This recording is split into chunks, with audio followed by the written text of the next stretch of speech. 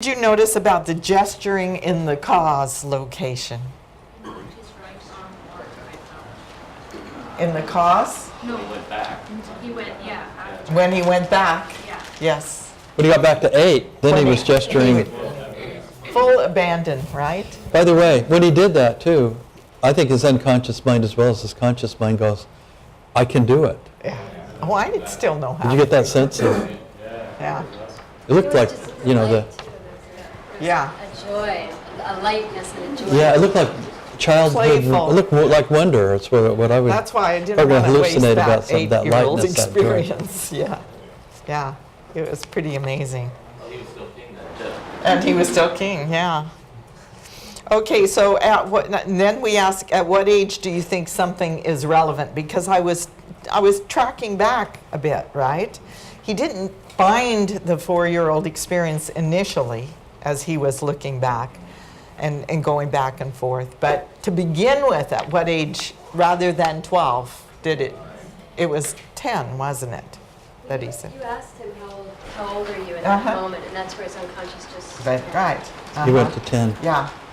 Remember, But when you, before you asked that question, he did go all the way back and said, well, it leveled off at between 3 and 4. Oh, did he say that? That's what I heard him say. So I wrote down 4. Oh, okay. And I was convinced later it was 10. And then when he went back to 4, I Right. thought, well, because he sort of said, well, it gets better and better up until about age 4. Did anyone else hear that? Yeah. Okay. so, Yeah. by the way, remember the rule, always go back to the womb. Yes, especially when you're adding resources, yeah. I heard him say that the younger I get, the stronger I am. Yes, Yeah. yes. He did say that. He The did younger say I get, the stronger I am. Let's see, cause. Which hand is he gesturing more now with? That must have been, was that after we were doing the work? Yeah. Then we got more of the right hand moving in. So we ask, what do you think you would use as an intervention after we had gathered the information? So we talked about all the possibilities that you might do.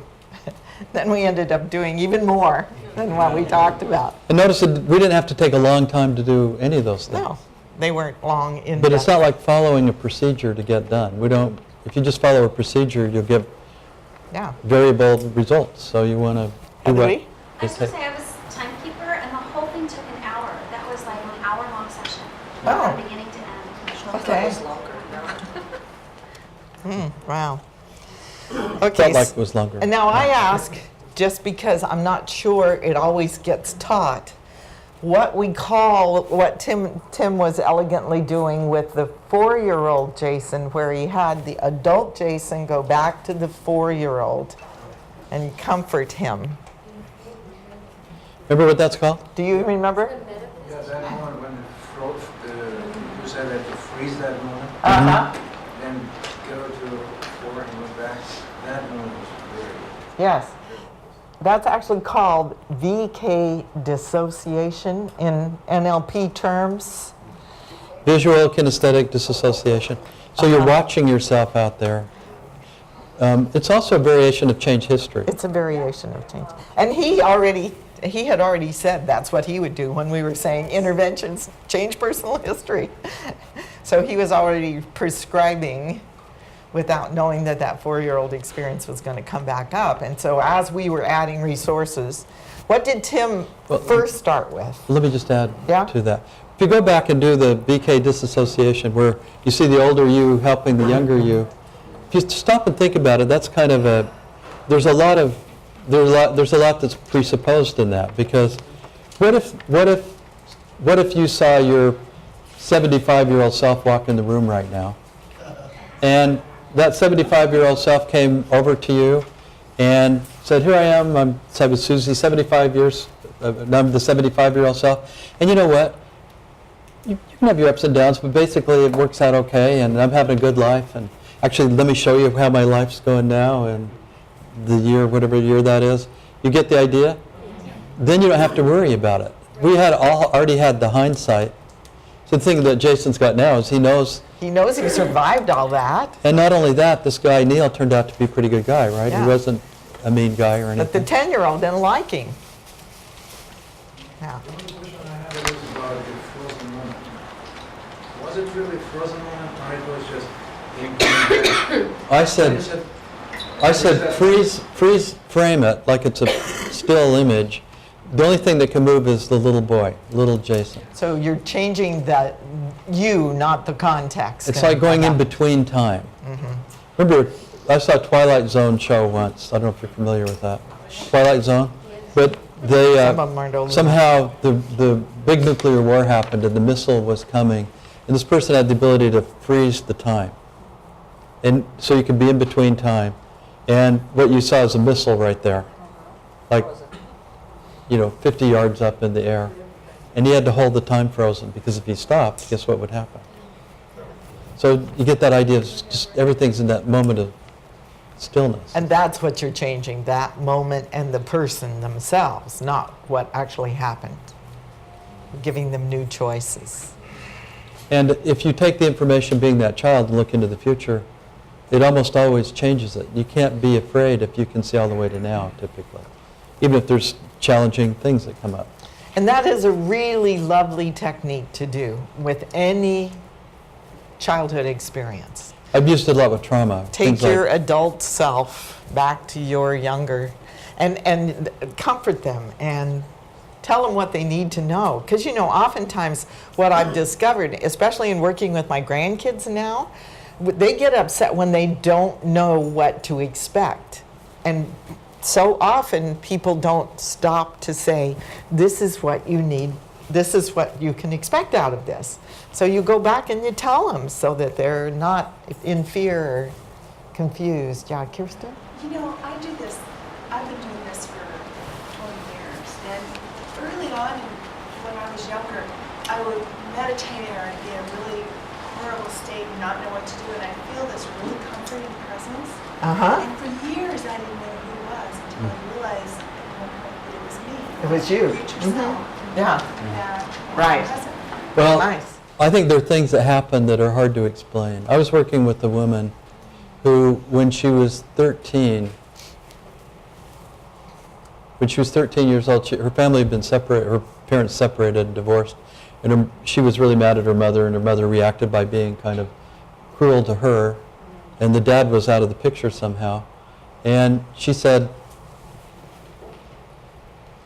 she could remember walking around and around in this house, and then she went and looked in the mirror, and she said, I almost felt a presence, like a comforting presence, that said, you're going to be fine. You're going to be fine. I don't remember what the sentence she used was, but it was some peculiar sentence. But anyway, I was working with this woman, and we went back and did this VK dissociation, and she's making this statement to her younger self when she was walking around and around, and she just about fell over because she started, oh, it was, because that's where would that come from? Yeah. So where did it come from? The unconscious? It came from your unconscious, but it also, if you think about the space-time continuum, maybe that gets enfolded. It's like we some- don't know whether we're in the past or Maybe physics is true. Yeah. But the interesting thing is, afterwards, she got so intrigued that she created an older self who's like 90. So she gets into her 90-year-old self and then goes back and gives her Present age. present and future self stuff. Yeah. Anyway, Kirsten. In addition to that, now whenever I think of the past and I think of something that maybe unfinished or a little bit still rough, I go back and I reassure. So anytime that it comes to my mind in any way, I go back and I reassure. So that's a nice thing you can do with yourself. So Kirsten's Yeah, saying just absolutely. keep going back and forth. Yeah, so the last question was, what did we notice that was different in the present state physiology?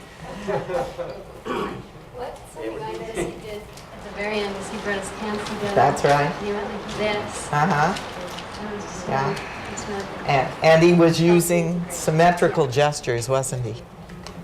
And a lot more range of movement. Right. And so symmetry. Symmetry.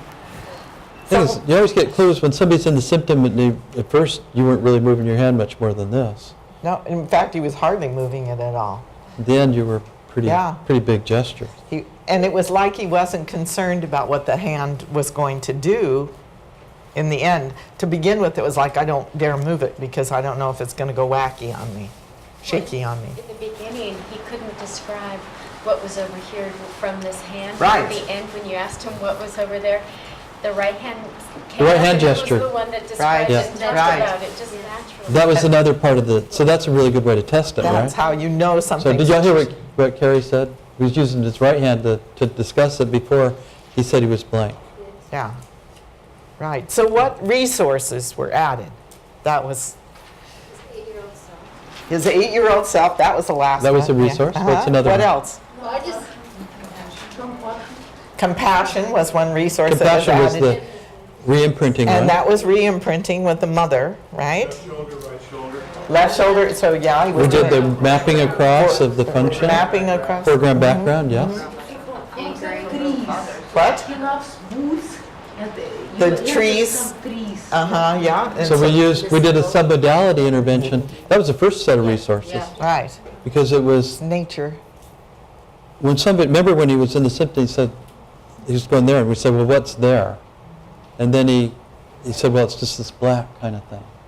And so over here in the effect, when Tim had him over here, he started playing with that and the submodalities, color Yeah, and, trees. uh-huh. And part of the reason I did that was to really get him out of this state, whatever it was. But if we'd said to change it from here, I think it would have been hard. But to change it from there probably made a lot more sense in some way. Yes, Norm? Suzi kept sneaking in Milton models and ambiguity. I thought that was, it was fun to watch her face, because from over here you just see she's Okay. having so much. Well, the whole thing was so interesting because he said whole over here. That was what he wanted to be whole. But over here we had the whole, the other whole, you know, and it kept coming up. So it was, Ricky, I think, well, I just noticed that both Tim and Susie you were both using your right arm a lot, like when you were talking to him, so you were both at the same time lifting your right arm up and down. totally As unconscious. you were Wow. John. Kind of an unexpected one. You, as it worked out because of the way you set the exercise up, you were doing a double induction. Yes. Yeah. And Yeah. that's why we actually I used to thought love about pushing into that. that. Uh-huh. But then thought that wouldn't be something you could duplicate if you're working Right. by yourself. So Yeah. I didn't. I mean, it kind of worked perfectly because we were doing mapping across, but you were on either side of him, Right. almost kind of zoning him out with that double induction, coming in from both sides. You're integrating, from both directions. Yeah. Uh-huh. I'm always interested in testing, and so Jason was walking by me, and I said to him, "Nice work." And with his right hand above his shoulder, he reached over and said, "Thank you." Totally unconsciously, totally smoothly, wonderful movement. Yeah. Nice. Uh-huh. I Oops. I just wanted to add that for me, what I observed was bringing the younger self forward, is that brought a lot of joy and happiness Oh. and all those qualities that he touched on in the other state, but that was really solid there, and That that really 8-year-old. came forward. Yeah, that 8-year-old had lots of, By the way, the one other resource, I don't know how many of you caught it. Did you notice when I shifted from this anchor to this one up here? That's the one we got in the effect. It had to do with relief and a sense of wholeness. So that was the other piece that we put into this.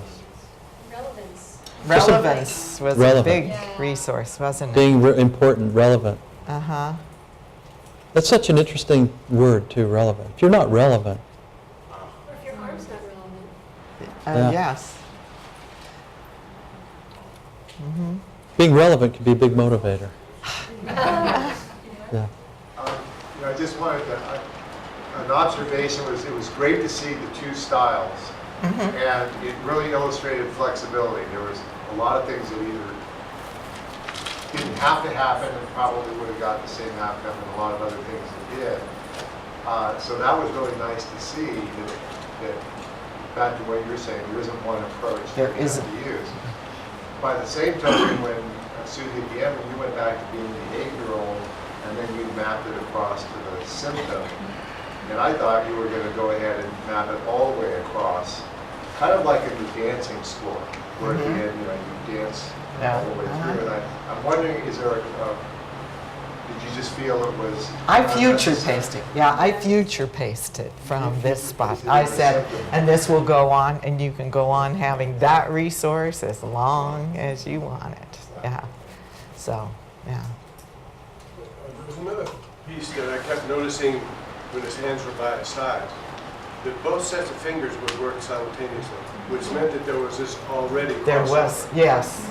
And at some point, I would want to pursue that all the way down through the arm to link up those two sets, because that's the typing and the writing and the painting and the drumming. Yeah. Interesting Might be. observation. Yeah, Jan? Jan? I also noticed a utilization. He started with the movement of it coming out of his arm, and you utilize that to just encourage it to keep moving. Yeah. We'll start moving down. So that's, He has something to say. Why don't I, if anybody in the front row noticed, I didn't notice till near the end, but each time that emotion would come up or release would come up, for some reason I was only crying on the right side of my face, yeah. which was kind of odd. Just all the tears were coming down the right side. Oh. I could only see your left side, and I noticed that the Yeah. other side was very still. Ah. Yeah. So you felt that. Yeah. So really interesting. Yeah. Liliana? Liliana? The other thing that I noticed was that at the first in the exercise, he was using the word whole. Yes. And at the end, he was saying, that stop, something like that. I took it as it's stuff is already filled. Yes. Yeah. Back to what Liliana said in the beginning, he said that my arm was a separate part of me. Right. And then at the very end, he said he feels whole. He Right. feels whole and integrated. Yeah. So that's Yeah. that's one thing I wanted to make sure of, because, you know, like we say, a disowned part's where the Right. problem's going to be. Uh-huh. But now it doesn't feel like a disowned part. It's in that he described as that healing space. Yeah. Okay, one final comment, and then we'll. I noticed when at the end, when he hugged you, I said, okay, how is he going to hug? And his right arm was up. Up. Yeah. Uh-huh. Yeah. So he definitely something big has shifted. Yes. Well, given the time, we are not going to have you start on an exercise before lunch. We'll go to lunch early today. And we did have some announcements because I believe something's happening at lunchtime. Yeah. So, Marilyn, time for your announcements. And we'll send. Notice how breathing helps you get settled into whatever you're going to be doing next. So, I'm going to move right along so we have time to do what I'd like to cover in my last little bit with you here. You got to see, as we were doing this demonstration, the magic that occurs when you allow yourself enough flexibility to, first of all, gather information and then decide what are all the different options that you have for adding resources. We could have done so many different things to assist in, and Tim and I have slightly different styles and we operate in slightly different ways, but what's really important, I think, is the intent that something will occur that is healing, that is good for the person. And once you have that, then you just play within the space. Now, you've already learned a lot of things. You don't have to do official techniques to add the resources in. You can see all the different ways. At one point, I said something that was a reframe for him. And I just remember his face kind of lighting up and him going, wow, that's different. And so you can use your language. You can use anchoring. You can use submodalities. You can use changing representation systems. We were playing with the language of whole, W-H-O-L-E versus whole, H-O-L-E. So you've got multiple choices. At this point, what you need to know, as far as I'm concerned, is it's important to gather information first. And Tim was saying sometimes people, sometimes it's real obvious for you what the issue is and you could fix it immediately. So it depends on if someone's a client and what the long-term relationship is as to whether or not you go to the point of getting outcome and effect. I almost always do that. Even if I know what would work for the person, well, it's obvious. Let me give you an example. I had a woman who who contacted me because she said she wanted me to do the counterexample process. Her husband was NLP trained, and she said, I've listened to your CD, but I want you to do the counterexample process with my allergies because my eyes are all swollen closed and I can't see. Well, I could have just proceeded to do the counterexample process. Instead, I gathered information. And what happened is it turned out that a part of the current symptom was she didn't like looking at herself and seeing how she was aging. So she didn't have the wrinkles were beautiful like I do. She had the wrinkles meant you're getting old, you know, and all of this. She didn't like that. And then there was a sub-part to that is she didn't want to look at what was happening to her husband's business with this economic downturn and what that all meant. So we didn't end up doing straight counterexample with it at all. First, we did some communicating with symptoms to find out that was what that was all about. It was things she didn't want to see. So she'd wake up in the morning and her eyes were all swollen closed. And she had to pry them open to be able to use them to see. Now you would say, oh, that's obvious. We'll do the counterexample process. Well, there was a lot more to it, to the way she was looking at all these other things. So I think it's really important. People will raise their hands and say, what do you do if somebody wants to stop smoking? What do you do if somebody has something like ALS? What do you do if, and my answer is always the same. It all depends. It all depends on what you discover when you gather this information. Then you know what are the various ways you could add resources in to get what you want. So, I can't draw you a mind map of what you're going to do because I would suggest you're going to duplicate what Tim and I did by establishing, we strongly suggest spatial anchors for this because it does help both you as the explorer and you as the guide to keep things more straight in your head. Okay, as to what is in each space. Often you will say to somebody, what do you want instead? And they go right up here to the effect. They don't go to a specific outcome. They go, I want to be healthy and happy. Okay, that's the effect. So I would take them over and allow them to go to that space of healthy, happy. And then I would bring them back over to the outcome and say, and what specifically do you want concerning that current issue? An outcome we could set that was specific that you could get evidence for. Okay? So sometimes they don't answer the question you ask. You've probably already discovered that about people in NLP. You ask them a question, and that's not what they answer. If that's the case, then you just anchor it wherever it belongs anchored. And it makes sense that you get symptom, outcome, and effect before you start exploring what the cause is. Because once you're into the cause, you're often into starting to do interventions. And you noticed we added resources in lots of different places, didn't we? You know, they ended up kind of getting added in lots of different places. So it's not like we have a set specific spatial anchor for resources. You could set it up that way, but I like to just move around and add anchors or new ways of thinking in each of the spaces. And you added them as you went through? As we went through, yeah. Vicki? Just remembering that it looked like, I'm not sure if I remember this right, but that you anchored his symptoms at one point with his word. I did. Can you say more? Okay, remember we call that, in NLP terms, a transderivational search. In simple terms, it's a guided search that helps you remember. Okay, so I anchored that feeling because he kept saying I blank out. And I said, okay, just get into what it's like when that happens.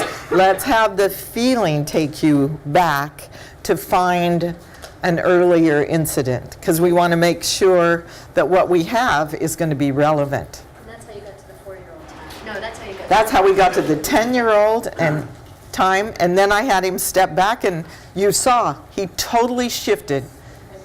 He'd shifted at age 9, but at age 8 he completely shifted. So you know that feeling that I had anchored is not there. No, you can say that's interesting.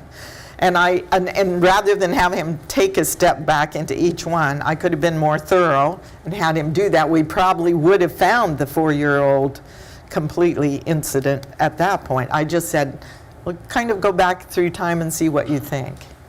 And it came up anyway. That's what happens. Like I say, even if you don't do it exact, it happens anyway. So at this point, you don't have any idea what you're going to find and what you're going to be adding as resources. Yes. And trust yourself. Have trust in yourself with all that you've been doing.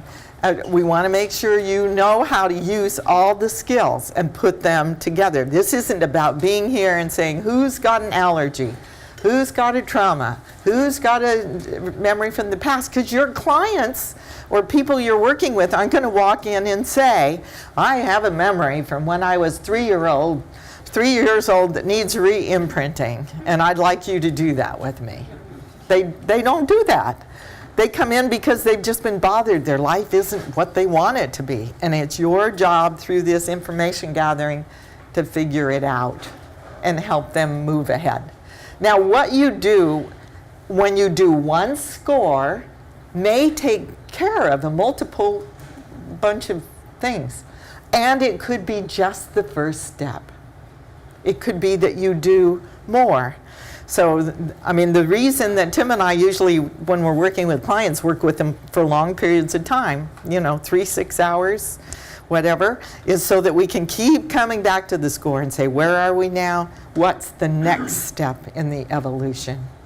Because, NLP is quick and fast and easy, and supposedly one session would solve everything. And it may require several sessions depending on what it is. And you may revisit the same issues and look at them from slightly different angles. So what I'm going to ask you to do is find a partner, and it's 2:15 by my watch. So does it feel like an hour for each person is going to be too much? Would you like 45 minutes? 45 minutes?